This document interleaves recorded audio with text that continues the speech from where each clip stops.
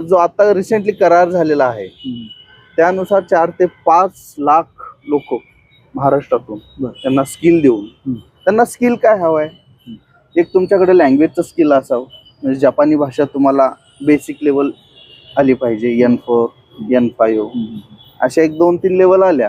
तुमच्याकडे एखादं स्किल आहे, समजा तुमच्याकडे ITI झालेला आहे, टेक्निकल स्किल आहे काहीतरी, किंवा तुम्हाला इंग्लिश येतं. जपानमध्ये इंग्लिशचा खूप हवी आहे. ओके. जापनीज, चायनीज आणि कोरियन लोकांना जपानीचा खूप हवी आहे. काही विद्यार्थी तिथे जाऊन ऍज अ इंग्लिश टीचर म्हणून काम करतात स्कूलमध्ये. बरं. आणि ते IT पेक्षा जास्त पेमेंट घेतात.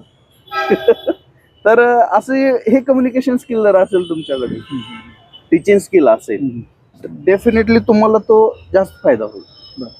मग माझं हे सांगणं आहे की तुम्ही कॉलेजला असाल, तुमचं कॉलेज करत करत जर तुम्ही जापनीज लँग्वेज दिवसाला 1 तास दिला तर कॉलेज संपेपर्यंत तुमच्या त्या सगळ्या लेवलमध्ये तुम्ही तरबेज होऊन जाता, प्रोफिशियंट होऊन जाता. आतापर्यंत आपण हे जे तुम्ही प्रशिक्षण देताय ते किती विद्यार्थ्यांना प्रशिक्षण दिलं आणि किती विद्यार्थ्यांना त्याचा फायदा झाला? आमच्याकडं सर आता आम्ही 2 वर्षापासून हा प्रोग्राम रन केलाय. 100 पेक्षा जास्त विद्यार्थ्यांना आम्ही ट्रेन केलेला आहे. काही विद्यार्थी आता EG एक्झामिनेशनसाठी अपेअर आहेत, यावर्षी आहेत. काही विद्यार्थी आमच्याकडे आणखी ट्रेनिंग घेत आहेत, कारण जपान जेवढं तुम्ही तुमच्याकडे जास्त मोठी लेवल असेल तेवढं तुम्हाला जास्त मोठे पॅकेज मिळू शकतं IT मध्ये वगैरे. तर चालू आहे आमच्याकडे ट्रेनिंग चालू आहे आणि मुलं तयार होत आहेत. नाही, आता तुम्ही जपानचा आणि भारताचा उल्लेख केला, तर हे जपानचं आर्थिक आणि भारताचं आर्थिक याची जर तुलना जर तुम्हाला म्हटलं करा तर कशा पद्धतीने करा? जपानची इकॉनॉमी जी आहे, अर्थव्यवस्था जी आहे ते भारतापेक्षा मजबूत आहे. जपानची लोकसंख्या आहे 12.5 करोड. पण पूर्ण जगामध्ये जपान सगळ्या प्रोजेक्टला फंडिंग करतं. बुलेट ट्रेन बघितलं, मेट्रो बघितलं, हे सगळी जपानची टेक्नॉलॉजी आहे. आपण पुण्याची मेट्रो बघितलं तर मेट्रो नावाची कंपनीने तिथे इन्व्हेस्टमेंट केलेलं आहे किंवा त्यांनी सपोर्ट केलेला आहे. बुलेट ट्रेन बघतोय आपण, कोणती मुंबई ते गुजरातचे, अहमदाबादचे जे होते, तिथे त्यांनी दिल्लीची मेट्रो त्यांनी सपोर्ट केलेली आहे. तर असे बरेचसे प्रोजेक्ट जपान करतंय का, तर तिथल्या लोकांचं जे कल्चर आहे, वर्किंग कल्चर, तर ते त्या वर्किंग कल्चरला खूप म्हणजे कामाच्या बाबतीत जापनीज लोक खूप हे असतात, स्ट्रिक्ट असतात, किंवा कामाच्या बाबतीत ते खूप सहज असतात. त्यामुळे त्यांची एज्युकेशन सिस्टम मला वाटते दुसरी जी खूप स्ट्रॉंग आहे. एक अणुबॉम्ब पडल्याच्या नंतर जी काही घटना घडली त्याच्यानंतर त्यांनी एज्युकेशन सिस्टम एवढी स्ट्रॉंग केलेली आहे की जपानला 1-2 वर्षामध्ये एक नोबेल पुरस्कार मिळतोच मिळतो, कारण त्यांची शिक्षण व्यवस्था तशी आहे. आपल्याकडे CV रमनच्या नंतर सायन्समध्ये आपल्याला नोबेल नाही.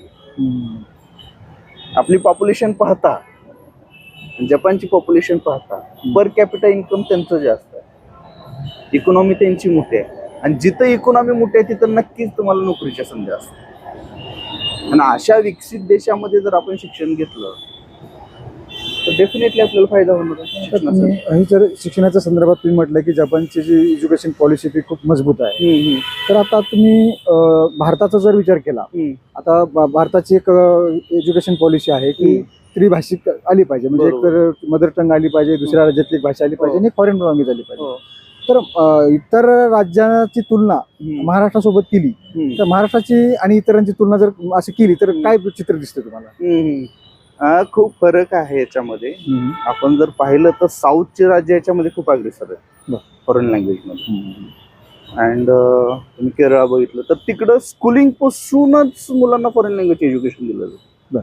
स्कूलिंग मध्येच लहानपणापासून जर तुम्ही लवकर भाषा शिकवली तर त्यांना बरेचसे फायदे होतात ॲज अ फॉरेन लँग्वेज. आणि त्याच्यानंतर महाराष्ट्रामध्ये फॉरेन लँग्वेज शिकवलं जात नाही स्कूलमध्ये. जे विद्यापीठ स्तरावर आता पुण्यामध्ये सर रानडे इन्स्टिट्यूट आहे, संभाजीनगरला विद्यापीठामध्ये आहेत, हे विद्यापीठ कॅम्पसमध्येच भाषा आहेत, दुसरीकडे कुठे नाही आहेत जास्त. काय त्याचं कारण? त्याचं कारण असं आहे की आता स्कूलमध्ये जसं त्रिभाषा एक सध्या कॉन्फ्लिक्ट चालू आहे. CBSEला की मुलांना 6वी-7वी पासूनच एक फॉरेन लँग्वेज शिकवली पाहिजे.